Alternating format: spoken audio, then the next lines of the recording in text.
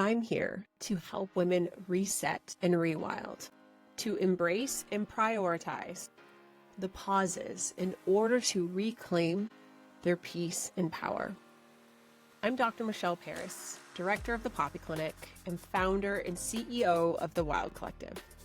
As a disruptor, naturopathic doctor, wife, and mama, I've created a global movement and sacred space for women to rise together.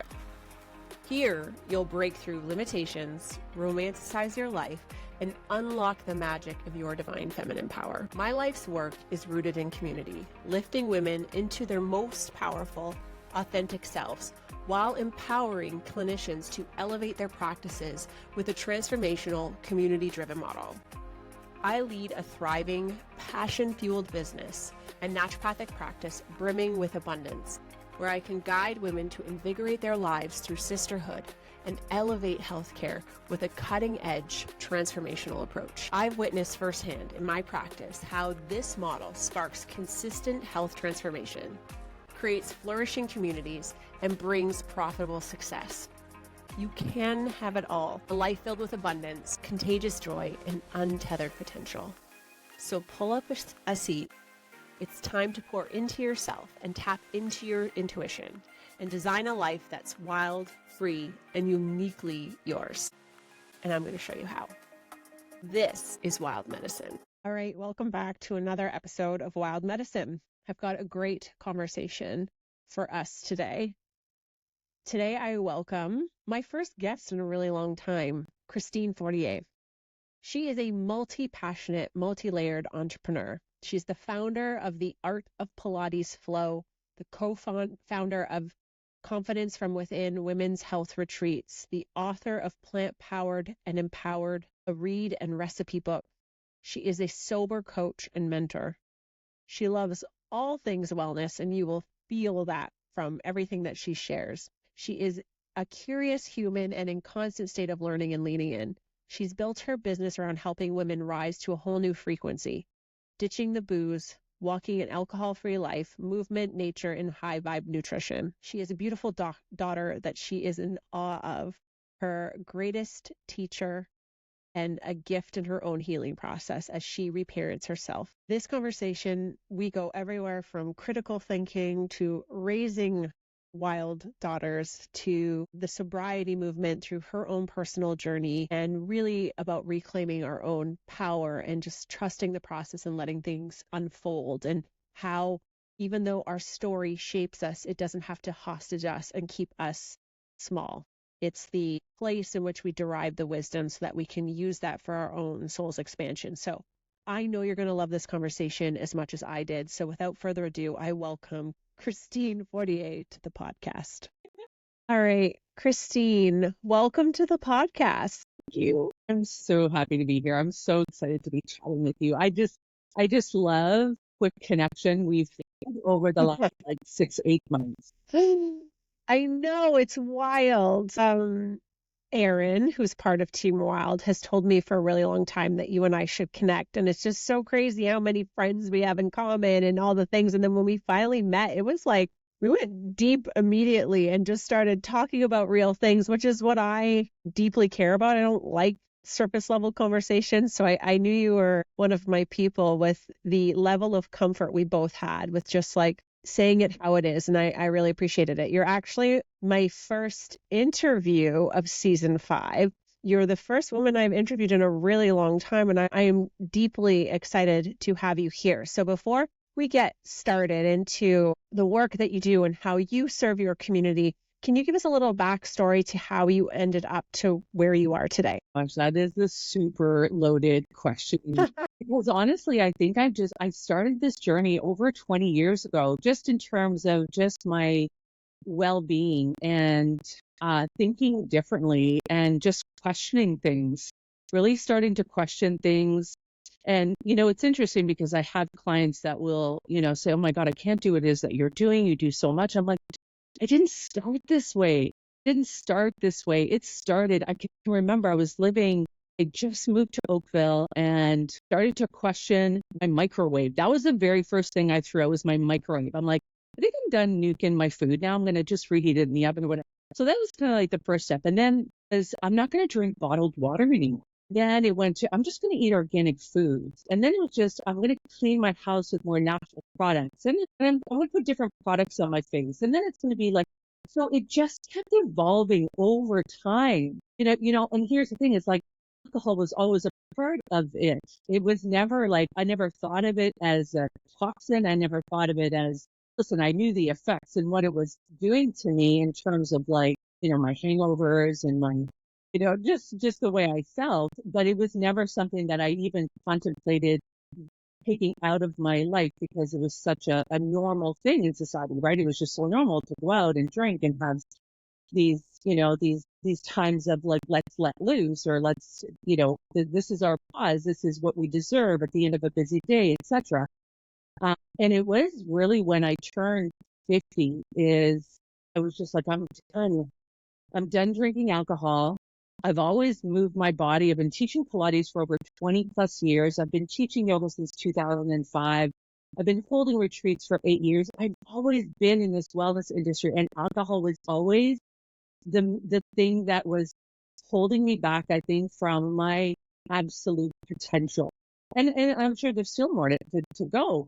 But at 50 is when really started to question even the deeper level, like what this was doing, not only to me physically, but how it was affecting the people around me, how it was affecting my relationship, how it was affecting my relationship with my daughter and what I wanted to show her, and how, all these great things I was doing. But then at nighttime, I'd be drinking a bottle of wine at night. And even though she was young, even though she never says anything, there's still that internalizing, and she sees it.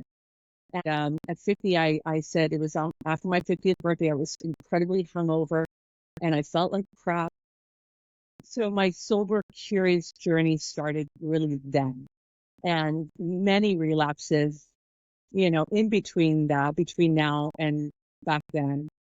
And it really took a final vent. And that's when I drew my line in this end. And I was like, I'm done. It's changed my life, Michelle, just so much in so many different ways. And like I said, like how it benefits the people around me, the people that I love and the people I care about, and my clients.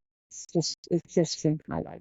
Thank you for sharing that. It sounds like it's been quite this like beautiful journey of reclaiming health and this more natural living. And I'm so curious really what inspired that. I'm always so curious what inspires people to choose a more natural living. Because for me, it was like it was doing a dietary cleanse and in university, and I learned how addicted to sugar I was.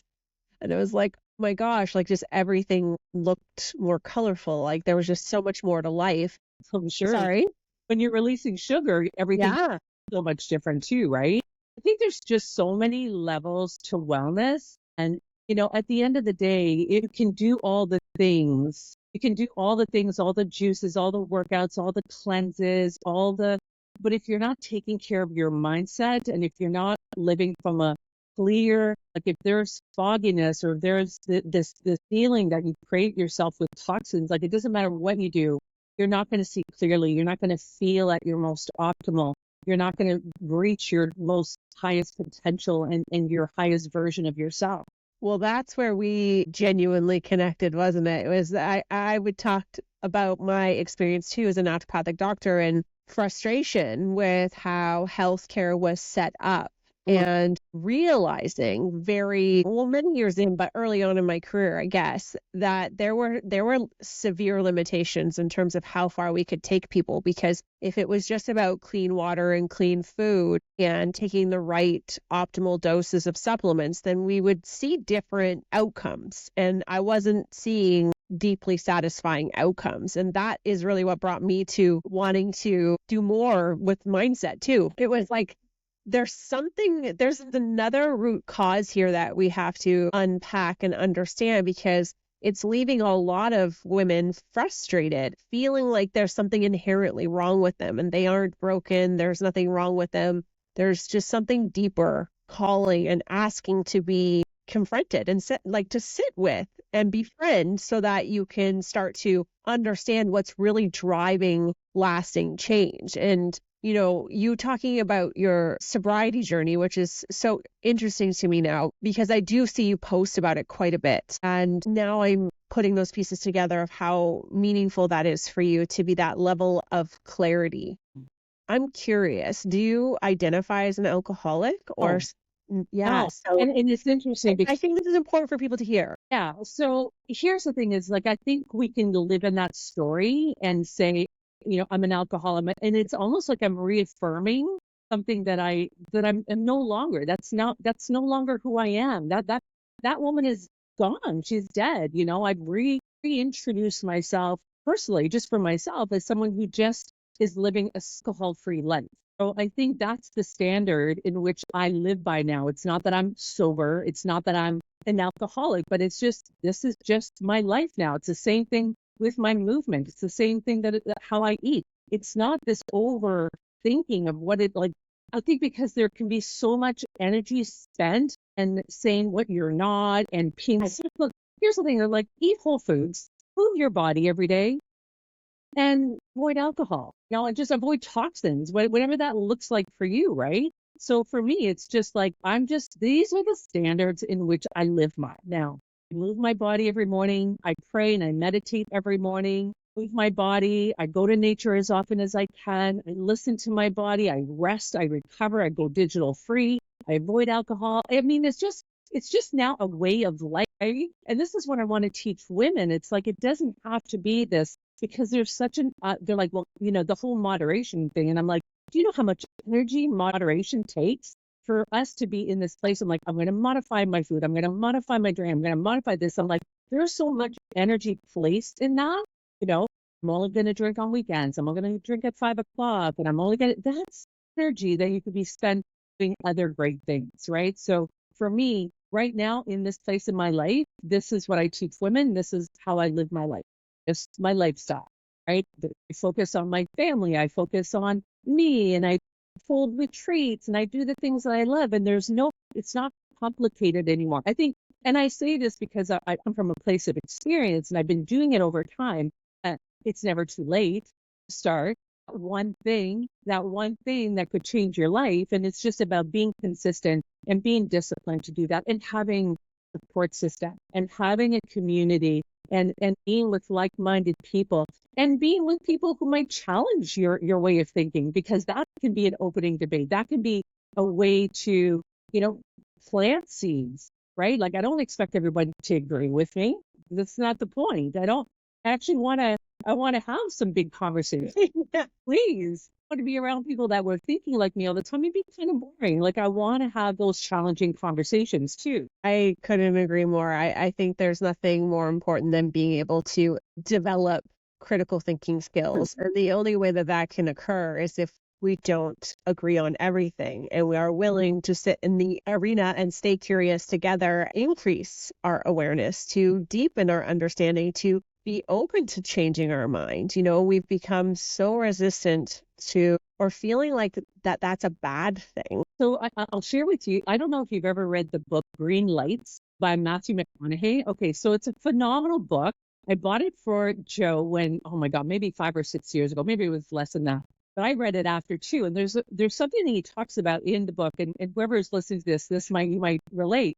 But he gets to a point where he's in the Amazon and he's sitting with two leaders of or communities or something, and he's sitting at a table, restaurant or somewhere where they're eating, and there's a woman that walks in, and she's scantily clad, dressed, and both leaders start saying, "Oh, I can't believe she's walking in a place like that. She's a mother of 4, and she's walking in, and she's this is her job, and this is what she does." And the other leader is like, "Hey, she's got a family of 4 to feed. She's a single mother. This is what she has to do." And they're having this debate back and forth. And Matthew's just sitting there saying, like, oh, so he decides to take his side and said, "Yeah, you're right. She's a mother of 4.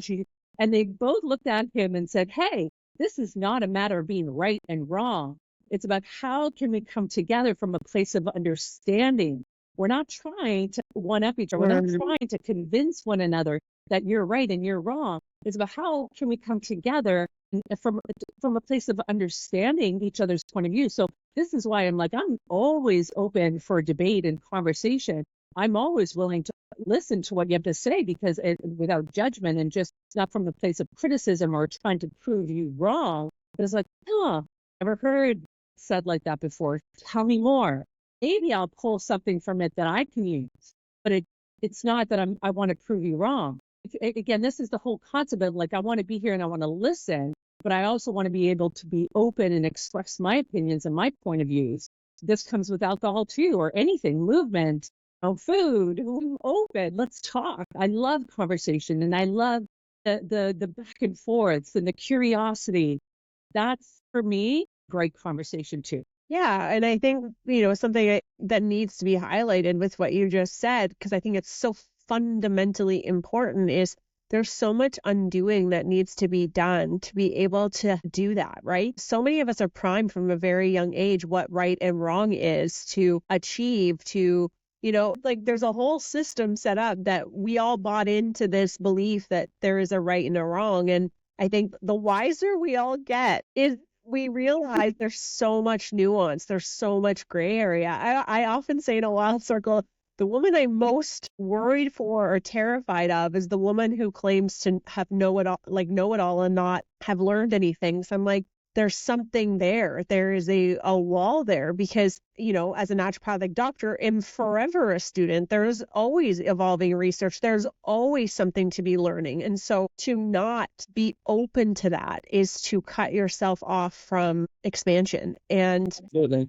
It's vitally important. I couldn't agree more that what an opportunity to not need to be right or wrong, which of course I struggle with. I'm human and I want to be right.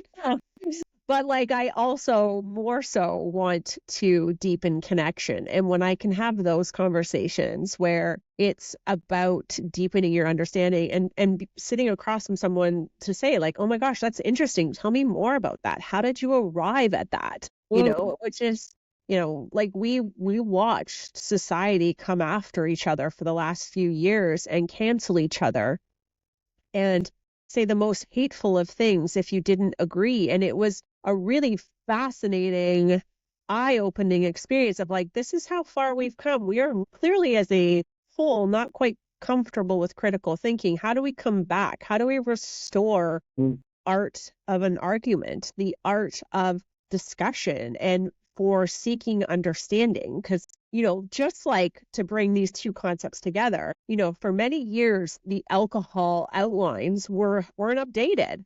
And so what became the cultural norm was this huge, the mummy wine club, right? The 5 p.m. just have a drink. These children are so hard. There was this normalization of putting a toxin in your body. It was weird if you weren't a part of that gang, right? And all of a sudden we changed, looked at the research and we were like, it actually is a lot more harmful than we once thought. We're going to update these outlines for men and women in terms of what is considered heavy drinking. People were reaching out on social media to us is this for real? It was so triggering. And we knew it would be. And then there was this beautiful movement that started to happen where people were becoming more sober curious. And for someone like myself, sobriety is a conversation in our household a lot. And it's something I certainly was very resistant to because culturally I'm Spanish and you had a glass of wine with dinner. And I really fought to have wine at my wedding, and that's not what my husband wanted. And it's so interesting how this is such a vehicle of connection or discontent. And now as my kids are becoming teenagers and realizing the risks involved, and also being perimenopausal and not liking the effects of it anymore. There's a whole lot of reasons for me to say, I think I need to reframe my relationship with this and whether or not it even aligns. Well, it's interesting because one of the questions in my workbook, I don't know what is it now, but one of the very first questions in my workbook that I share with my clients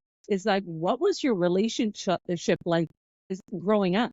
What was your relationship with alcohol growing up? Was it, like you said, to your point of, this is a cultural belief too. We sit at dinner, we enjoy a glass of wine, or maybe your parents avoided alcohol and it was shunned and it was not allowed in the house. Or was it just a party thing? Or was it just was it angry? Was it toxic? Were they alcoholic? So there's many different ways that we've been conditioned with alcohol, right? So that has to be the root question too. So the thing is, it's like there's a part of me too that says it's okay. It's a culture. You look at the Sara, the blue zones. It's celebrated at 5 o'clock. You go down to the beach. You watch the sunset as a family. It's a sense of belonging, and and that's it. The disturbing part about it is like North Americans, we've taken that to a whole other level. We supersized it. Being super, and that's where we went wrong. This is where the normalization, the glamorization, and through celebrities and movies, how it's been glamorized and portrayed. Do you know what I'm saying? Like, and advertising, the marketing, being it specifically targeted towards women when men kind of capped off with the drinking, right? There was the beer, which was beer and maybe some hard liquor. Like, how can we reach a bigger demographic now with women more in the work field, out of the house, maybe raising children on their own because they're always, so now they're like, oh, we're going to target the women. We're going to advertise to the women. And now you've seen this incredible rise in breast cancer in women. You think that there's a mistake with that? No. So now, like the marketing agencies, they got smart and they decided to target the women at home. Parenting is so hard. God, you deserve the drink at 5 o'clock. You've been doing the things all day long. You're alone. And here's the thing for me too, is I bought into that. And the mommy culture, I would seek out other parents. Hey, I have a play date, and there are still times, and I tell Joe, I'm like, we're going to Costa Rica next month. How are we going to navigate that, right? So we've really talked deep and hard about, about where both of us are sober right now. We have been for a very long time. It's changed our relationship completely. At the sunsets, like I said, in the blue zones, and there's this glamorization of that and romanticizing of that. And I fall into that every now and again, but then I have to kind of shake my head. I play the tape forward because it never ends up well. It does. That dopamine hits, and then I'm constantly chasing that feeling. It's the chasing of the feeling. And here's what I've realized personally with alcohol is I just want to remove the desire want to drink all the time. It's not about even removing the alcohol, it's removing the desire to want to drink. And that, people are like, oh, did you drink when you were in a bad mood or when you got into a fight? I'm like, no, man, I would drink when it was time to cook. I would drink when it was sunset. It was drink when it was 5 o'clock. It's Saturday at 1 o'clock. It's the weekend, whatever. It was, I was gotten into an argument. I was alone. I was with friends. There'll always be an event. There'll always be an occasion. I work with clients. I remember a client I was working with back in April, and she had gone on vacation to Denmark for a couple weeks, and she'd come back, and it was her birthday after we were supposed to start. She sent me an email, and she said, hey, my birthday's on the Monday that we're supposed to start. Maybe we can start the week after. And I kind of sat back, and there was a part of me, I felt like saying, yeah, for sure. You know what? Let's just give it another week. Then I thought, that's not my job.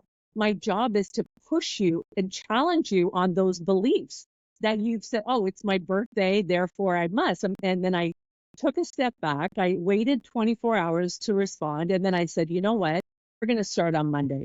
You're going to walk into I can't remember how old you were. We're going to walk into this year clear. You're going to walk into your year, emotional hangover free.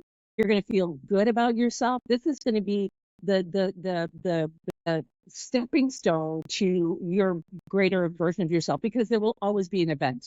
There will always be a wedding. There will always be a cottage. There will always be a sunset. You decide, right?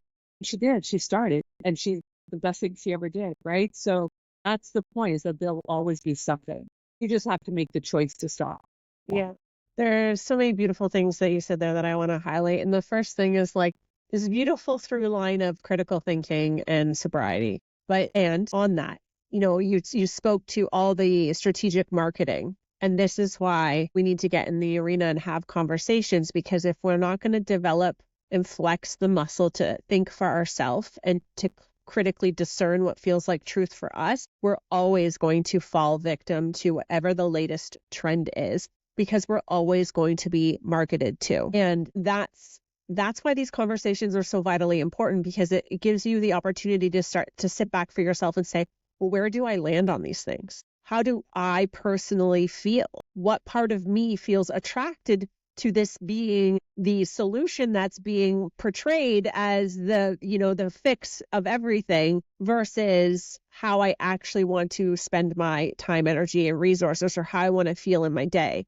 And I think the more we can start to do that for ourselves, the easier it becomes to trust what's coming up for us, that internal locus of control or power or discernment, so that no matter what it is, because you and I both know, having been in the health space forever, it's like you're keto, you're a vegan, you're carnivore, you're gluten-free, you're organic, like there's just, it's like ping, ping, ping, ping, ping, ping. Yeah.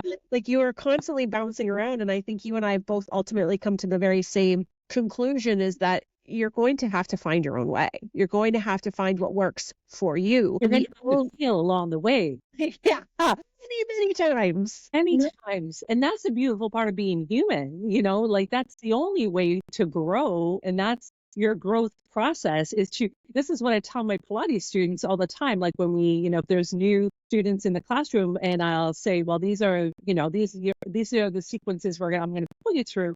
You can modify, obviously, but let's try before you modify. Like try it out, see how it feels, and then modify. You can't, again, it can't be that right or wrong. There has to be that space for curiosity. There has to be that space for experience and experiment. See how it fits. Like I talk to women in my reset program about how grains and I don't work. Like I've tried it. I make my own grains. I make them for my family. I make sourdough every week. Like in some world, I wish it could be, but every time I do it, there's some part of me that feels awful. It doesn't align. There are some people who, can drink a glass of wine and not feel the way I feel, or not have stuff come up for them. Like it makes me highly emotionally volatile. And I don't like that version of myself. And so there are parts like, that will work for you. I think you live predominantly a plant-based life, right? Like I have a really high animal protein diet because my blood type, I'm feeling like I'm thriving. Like we are all biochemically so unique. We all have different lived experiences and we learn from each other. And I think this is why these kind of conversations, and why you and I connected right from the start, is like, I want to bounce ideas off someone. I want to like see where I land on things. I want to see how I fundamentally feel about these things as I my way through a lot of, right, we're going to make mistakes. It's not always going to go the way we thought it was, but it gets to be by your design. And I think the more we flex this muscle and we start to really get curious, and I know you host events to support women in this area of curiosity. So let's talk about that a bit, because I think there is this gap. There is this gap for many women who don't identify as an alcoholic, because for many, they know that there are, 12-step programs and there are services available to them if they identify that they are powerless over alcohol in that way. But for many people who are like, I'm not sure, maybe alcohol doesn't align for me anymore. Maybe I want to get curious or ask questions. What are you doing to support? I think it's women, right? Yeah. What do you do to support women who are curious? So a couple different ways. So it's interesting because when I started speaking more openly, again, I'm not a licensed therapist. I work from experience. I've been in the wellness industry for 25 years. I speak from lived experience. Everything that I do is really through trial and error. And again, it's about failing and figuring things out. But I've noticed women right now, it's shame and guilt love the dark. So a lot of women don't want to be in a community or in a space where we have to talk to each other. Right now, this is why they don't go to the 12-step program. This is why they don't go to AAA, because they don't want to talk about their story. There's some shame and some guilt behind it. So I work predominantly one-on-one with women, and I give them that space and that container just to have, we have these weekly conversations. We have daily check-ins. We talk through all things, mindset, movement, nutrition, because it all plays together, right? So living an alcohol-free life is always my result for them, is that they just walk this life and hold these standards for themselves. However, I do hold my retreats. So my business partner, Karen San Andres, you know Karen. Yeah. So Karen and I have been friends and colleagues for, oh my gosh, like 7 years. We've known each other for about 9 years. And we've just developed this incredible relationship and this same goal to help women and women's health on all levels. So seeing everyone as a whole being and working with them wherever they are in their life. So we hold our women's health retreats, again, talking about all things female, sobriety being one of them. Let's see how much we can uncover and unravel in a whole entire week in an environment that supports women, in an environment where we're holding space for one another, not just for an hour on Zoom and an hour in a space, but more of like let's really uncover all these incredible things about ourselves in a space where you're held and you're supported and you have a place where you can talk things through without judgment. And I mean, obviously that would happen in a community, but it just feels safer. So women's retreats, women's health retreats. So I started doing retreats, yoga, Pilates, movement. There was still some drinking and, and that was great. But I realized along the way that dry retreats, sober retreats, women's health, a whole, not just movement and food, but as a whole, physically, emotionally, spiritually, that's my jam. Now, Karen and I have created these confidence from within retreats.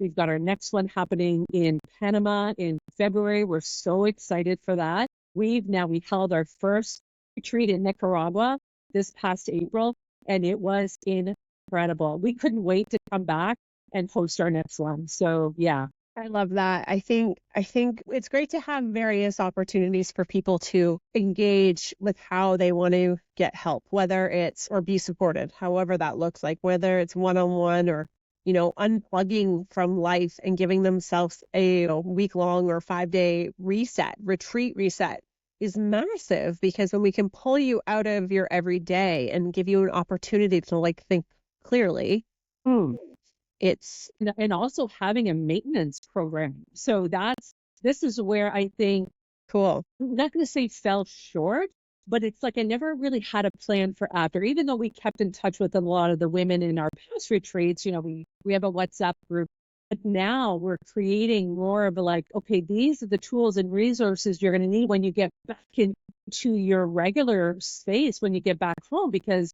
some of the women, what we've noticed is they came to this dry retreat in April with us, and then it was oh my God, now I have to go home. What am I going to do? So we have the tools and the resources in that same community. We still chat in a group. We still, have conversations. And I think that was the missing link, I think, in my retreat. And this is the growing stage. This is me holding retreats for 8 years. And every time I hold a retreat, I've held over 25 retreats. Wow. And every single one, I've learned something new. Oh, that's what we're going to do next time. Or we're not going to do that anymore. Or let's shift things around. Or let's do this. Or let's invite this. So there's always this space for growing. And for me, my sobriety journey, my alcohol-free living, I was this is the next step. This is the next step. And women are loving it. Yeah. Well, most of them are they daily drinkers? Are they interesting? There were a couple of guests that were completely sober and in walking their sober journey. There was some that they were looking to explore sobriety, and there were some that were yeah, you could take it or leave it kind of thing, right? So we had a little bit of everything, and I think it really confirmed those who were alcohol free that this is the life, and it really planted seeds for those who are just sober curious, who have hired me now to kind of walk either a 6-week or a 90-day journey with them to continue that going, right? Because like I said, coming back to what people like to say, the term coming back to reality, I'm well, the reality is what you create. So, and I actually really dislike when people come back from a vacation and say, I'm back to reality. I create my own. They dropped everything that they've just built. Yeah. You create your reality. This episode is brought to you by the Poppy Clinic. We are an integrative naturopathic clinic located in Ontario, Canada, and we support you in finding clarity in your healthcare journey. Whether you are looking for an in-depth one-on-one care naturopathic experience or IV infusion therapy, acupuncture, cosmetic acupuncture, or hormone replacement therapy, we are your health care hub. Why the name Poppy? It's because we wanted women to feel such clarity in their health that they could separate poppy seed from soil. If you are looking for that level of clarity and are ready to reclaim your health, feel vibrant, and know your power, and are located in Ontario, then we are the clinic for you. We look forward to seeing you very soon at the Poppy Clinic. You can check us out and learn more at poppyclinic.com. How many thinking traps we create for ourselves, limitations, because again, that's how people have talked around us. And so we just bought into that being the truth. Yeah. I look at it this way too, and again, this, to your point about critical thinking, I didn't grow up in the best childhood. I left home when I was 16 years old. I lived a very addictive lifestyle since I was 14 years old. I started smoking cigarettes, smoking pot, doing cocaine, drinking, being out. So it's been a long time, and it's not your fault. So this is the way. I didn't think this way back then, but now I do. It's like, it's not my fault what happened to me growing up. Foster care, being shipped from my mom to my dad's to foster care, and what happened to me for me in foster care. But it is my responsibility now to fix that, to heal from that. That's my responsibility. It's not my fault. It is my responsibility. You may have heard that before too. I think it's been, said before, but it is my responsibility to heal so that I don't pass that on to my kid. Like, I look at Maya now, who's like in that stage where I was when I was 15, super rebellious. And I remember thinking, like, I just wish somebody would give me some direction. I wish I had somebody to guide me through this crazy time. But my mom didn't know. My mom had no. She was a 17-year-old mom. She didn't know. She didn't have the tools. She didn't have the support system. So I was like, fuck it, I'll figure it out on my own. So I left at 16. And I kind of figured it out. Here I am 55, and I think I've just figured it out, right? But it's my responsibility. And I look at Maya, and I look at my clarity and my sobriety and living this alcohol-free life. She sees it, and I can show up for her so much better. I'm so much more present. And I know we kind of touched on that last week, but I'm like, I can show up so much more present for her. I'm more patient for her. I'm more patient, and it's that reparenting that I feel like I'm also doing. I'm reparenting myself as I raise my daughter from this place of clarity, walking as this healed woman now, and now pass that on to her. And it's magical because I see that it's working. It's so beautiful, and our stories are different, obviously, very different. And I relate to so much of what you just said, like I remember being the 13 to 16-year-old, incredibly rebellious, craving direction. That's what I really wanted. And it wasn't until I was like 19 where I was like, my God, where was that? Like I was screaming for attention. And then I was like, well, then I'll just do this my way, which is stupid in my perspective because like I didn't know what I was doing. And I am really lucky some bad things didn't happen. But like, I really was trying to get attention of my caregivers. I actually wanted to be parented. I wanted boundaries. I wanted to feel safe. And it was very dysregulating. And being that dysregulated as a young adult is really difficult, right? And so I'm similar to you where I'm like, okay, I'm 43. It's starting to like make sense. And I'm starting to see my daughter, just so much more confident and clear and intentional and self-loving and self-trusting, so much more beyond that I ever was. And I was like, okay, there's so much healing happen and so much reparenting that gets to happen in relation to parenting. And you get to rewrite those parts. And I think a beautiful thing that you started off with that I just want to touch on again, because I think it's so important, is like it's really important for you to not identify with the symptoms or with the diagnosis or however we want to, or the label. That's better, the label. Mhm. Because for you, it's about being solution oriented, and Carolyn Miss calls it woundology in one of her books, and I love that so much because True. you see this cult, my husband calls it a cult of healing, where we get so stuck on our diagnosis, so stuck in our wounds, so stuck in our traumas that it becomes how we relate, and it actually ends up holding us back because we're so connected or attached to the story. We stop expanding into the solution. And I just want to highlight how important that is, to have women who are out there not tolerating that for themselves and actually holding themselves to a level of honesty and accountability and coachability, like an honesty about how to move forward. Like, okay, that happened and that's a part of my story, but where is the solution? What is the next step? Where am I going next? What's the next iteration?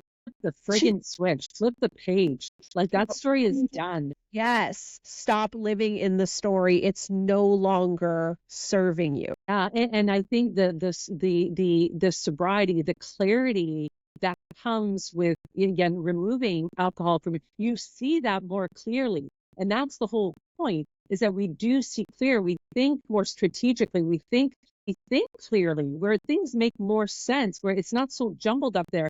I think that this is what happened for me for such a long time. It was this mess in my head. I had all the pieces in my head, but they were so jumbled up, and I was living in a fog. My father was a working alcoholic, and I didn't live with him for very long. And we passed now, but I remember him. My father used to, work, and he would work from, like, he'd get up at 4:30 in the morning. He'd work all day on his stilts, cigarette in his mouth, drinking tea, eating McDonald's. And then the moment he got home, he would just drink wine up until bed, pass out, get up again at 4:30 in the morning. So I was in the fitness industry, Michelle. I was doing that.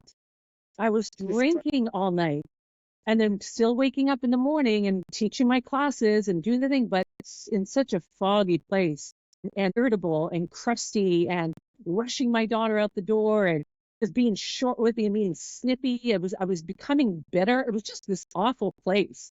And I didn't like who I was. And that, again, to your point, I didn't like who I was when I was drinking. I thought it was funny at the first. I was like, I don't think I'm so You're really hilarious. Yeah. I'm a fucking idiot. Yeah, right.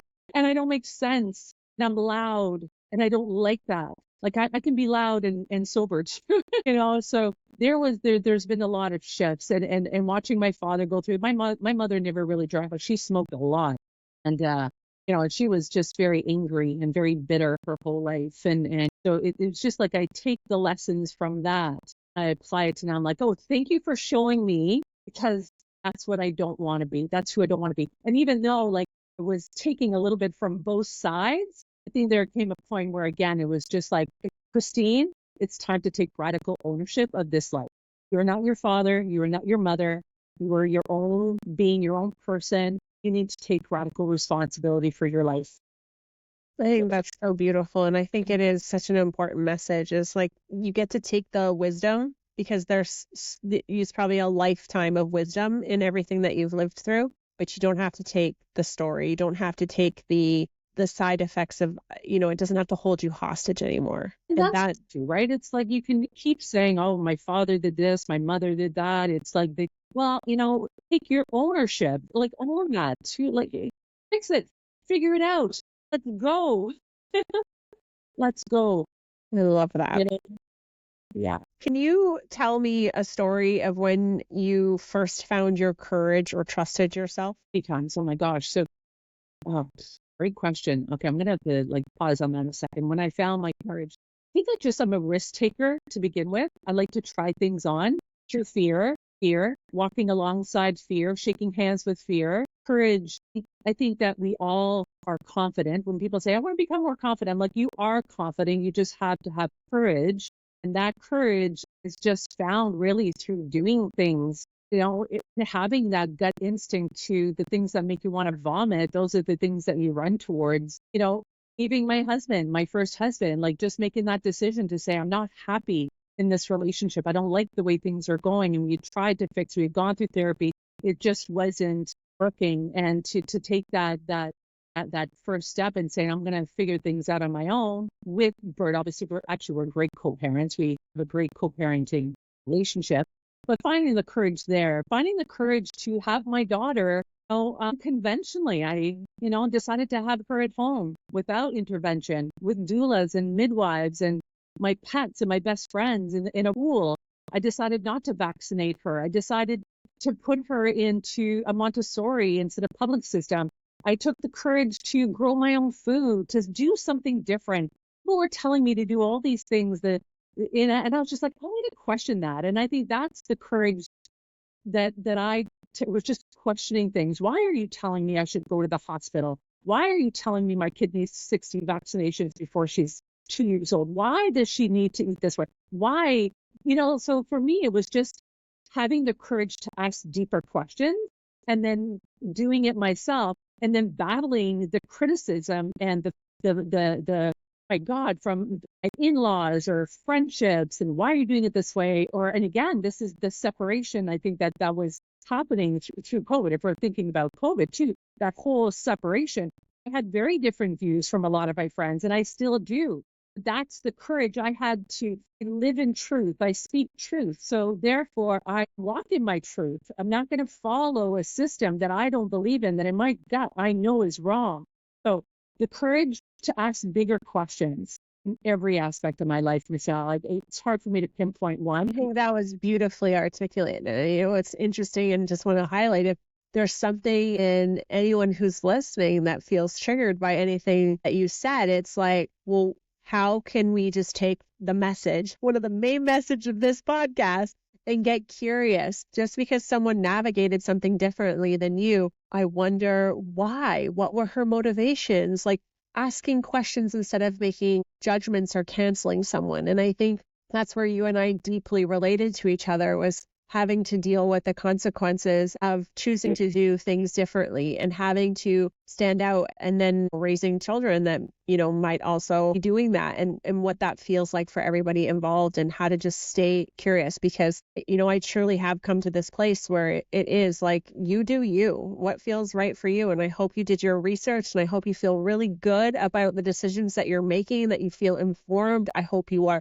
feel body literate and empowered, and have, studied the evidence, so that you go into every decision that you make with this level of coherence and alignment for what feels like truth for you, for what feels like, alignment and harmony, because that is, you and I are going to navigate that differently. And we can actually possibly have an even greater connection and conversation through the diversity, versus staying the same or being exactly the same as each other. Like, there's no growth. And I appreciate your articulation of courage. I think that's courageous stuff you brought up, and just a testament to that work. I'm going to ask you one more question before we get to some rapid fire war questions. But what is rewilding mean for you? Stripping away superficial, stripping away everything that you've been taught, stripping away a belief system that you bought into, and naked. For me, it's just like strip away. Like, I have a hard time being enclosed. If any of my friends are listening to this, that if I could walk around naked or just in a bathing suit all day long, I would. There's this super clothing. I just want to be wild. I want to be in the woods. I want to forage. I want to have dirty nails. I want to roar, and I want to be in a place where there's no superficiality. The rewilding is reprogramming ourselves with truth, our truth. For me, it's about nature nurtures. I love being in the wild. I love the smell of dirt and rain and the ocean and sand. I love being just cleansed by forest bathing. Rewilding means stripping away what we've been taught and taking in nature. I don't know if that.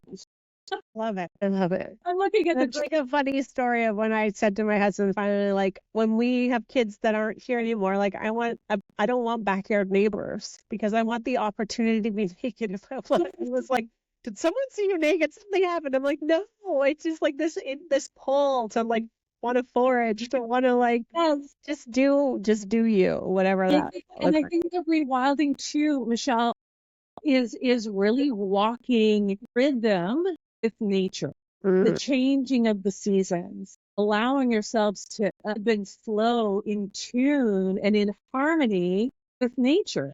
The way we eat, eating in season, eating what's available to us. Again, the superficiality of foods that have been imported from God knows where that have no nutritional value anymore because it's now dead. When it was picked. Yeah. Exactly.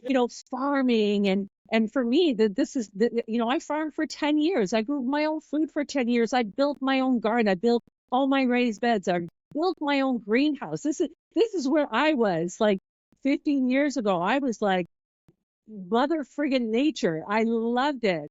I was like no makeup. My hands were dirty. I used to go teach my classes. My feet were filthy because I would only garden barefoot. Like, this is where I was. I was so raw and I loved being in that place. That for me feels like coming home. And I can feel myself coming more to it. I stopped doing my nails. I stopped coloring my hair. I don't do lashes anymore. I'm just like, let's strip it. This is our real nature. This is our nature, and nature nurtures. So that's what real means. Beautiful. Thank you. No, so well said. I have some rapid fire questions. Are you ready? What books are currently on your nightstand? This is what we really connected on because we read the same books, but what books are currently on your nightstand? Oh my God, I'm reading this really fantastic book right now. So I love reading nonfiction. I read a lot of self-help books. I read a lot of books to inspire and motivate me, but I also love taking myself away and I forget it's next to my bedstand, but I'll share it later. But I'm reading A Course in Miracles. That's really what I'm digging into every single morning. I read one chapter a day, I read a lesson a day, journal on that. And then I read the chapters at the beginning. So that's really where my self-reflection and a lot of my prayer stems from. So I kind of lead my day with the lessons that are shared with me, and then I read. I'm also reading The Pivot Year. I'm reading like 6 books. I'm reading Untangled, which is a book on how to raise teenagers. What else am I reading? I just finished reading Fane, which was a great book. Yeah. Love it. The Course in Miracles is a beautiful read. Yeah. And I just read A City of Girls by Elizabeth Gilbert. Yeah. Phenomenal book. I loved it so much. Have you read it?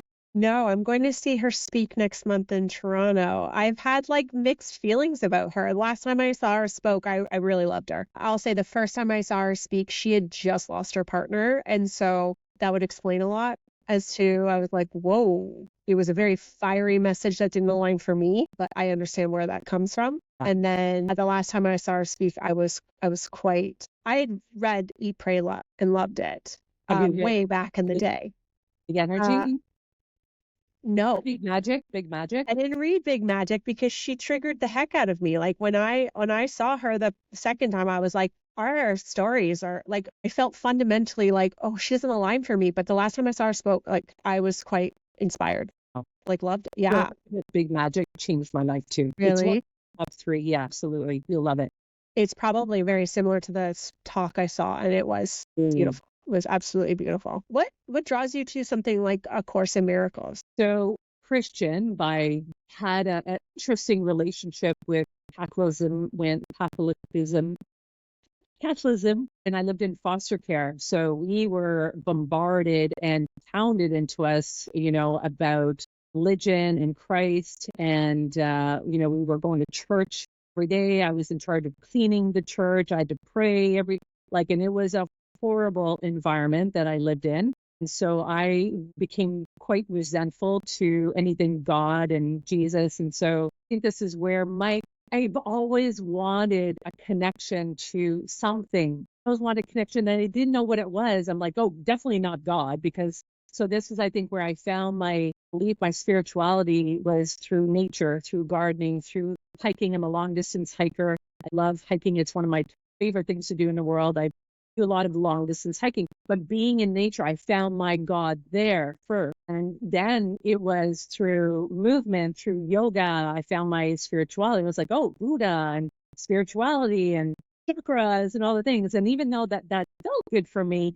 still didn't feel like it was on point with what I was searching. I think the closest that I've come to God has been in nature. So I was searching, and I've seen friends talk about the Course in Miracles. And so my curiosity, learning more, but from a different, maybe a different vocabulary and spoken in different terms. Like I feel that it was now ready to receive that, to receive God and to receive source it from a different standpoint. And again, this is the courage where we talk about like being open to learning or relearning, unlearning and relearning something new. Just get curious. It's not like, oh God, no, forever, God, no. But it's more like, oh, let me hear it from a different voice, see if it sits with me. And this is the beauty of being open to conversation and being open and being curious to see what maybe somebody else has to say about God and religion. And so it's a beautiful book. And I'm learning a lot, and I'm also thinking very differently.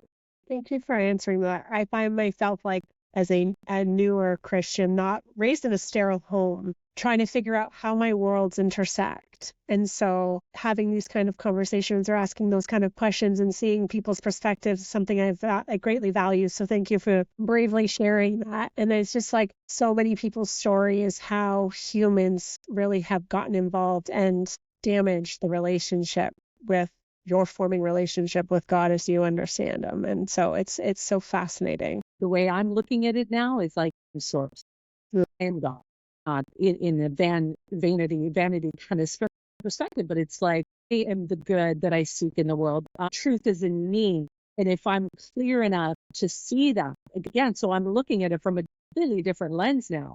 It's not from a lens of abuse. It's not a lens of addiction. It's not through the lens of marketing. It's not through the lens of clarity and the life that I've healed from. Now walking with that wisdom is healed pain. So I'm walking with that wisdom and I'm seeing things very differently and I'm absorbing it differently. And I'm noticing how it lands and how it fits and then what I do with it. Right. So yeah. Thank you. What is one thing that brings you joy? Talking to you. No.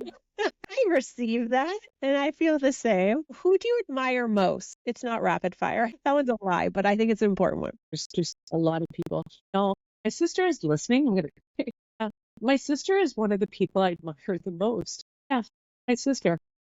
She's walked a heavy life as well and a beautiful life, and she's raised through incredible children, also different and intelligent and curious. And my sister also leads that way, going back to school, trying a new job, starting to work out, I'm not going to say a step ahead, but she's always lived a life of curiosity. I kind of walk in her steps as well. Yeah, I admire her a lot. Yeah. Thank you. Fill in the blank. Community. Sure. It's important. Community is connection. And community is joy, community is safe. Advice you wish someone had given you 5 years ago. If your money. Me too. If your money. Organic's going to get expensive. Save it. Yeah. And it's interesting because the amount of money I have saved not drinking alcohol is crazy. Oh my gosh. But yeah, save your money and go to bed early. Love it.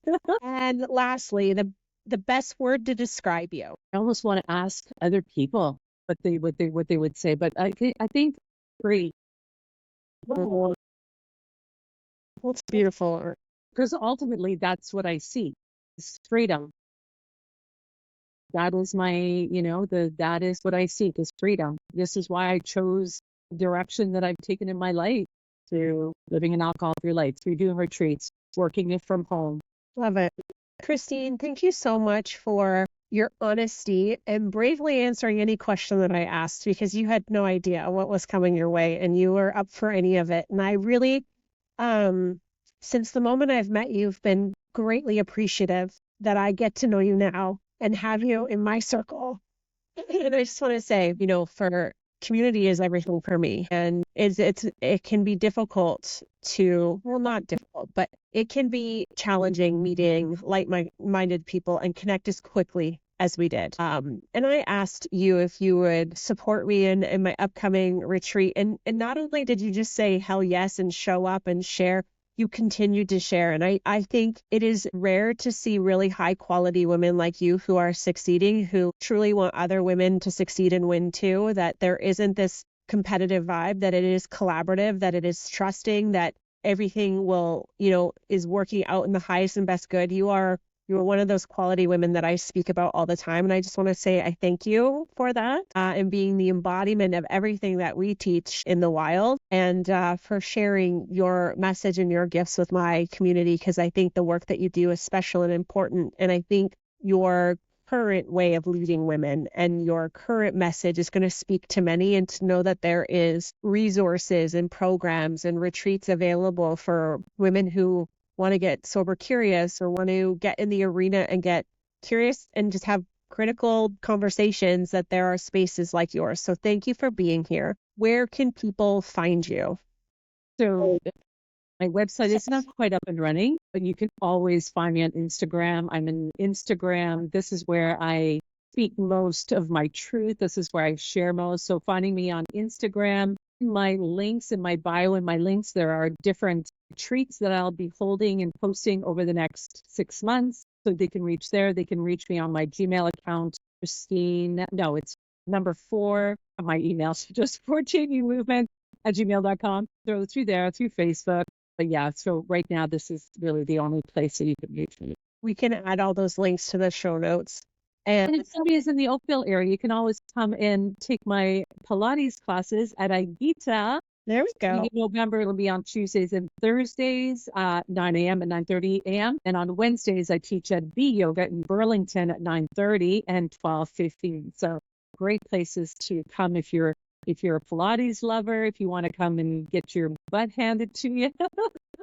Well, I was going to say, if people are not following you on Instagram, they are missing out. Your Instagram is very, very inspiring. You are great at showing how you show up for yourself and care and nurture for yourself. And I think, sometimes that can be the first step for women to see like what is possible when we make ourselves a priority. And so seeing that daily message on repeat is very helpful. So I think you're a great resource for that. So thank you for being here. Thank you, Michelle. I so love chatting with you.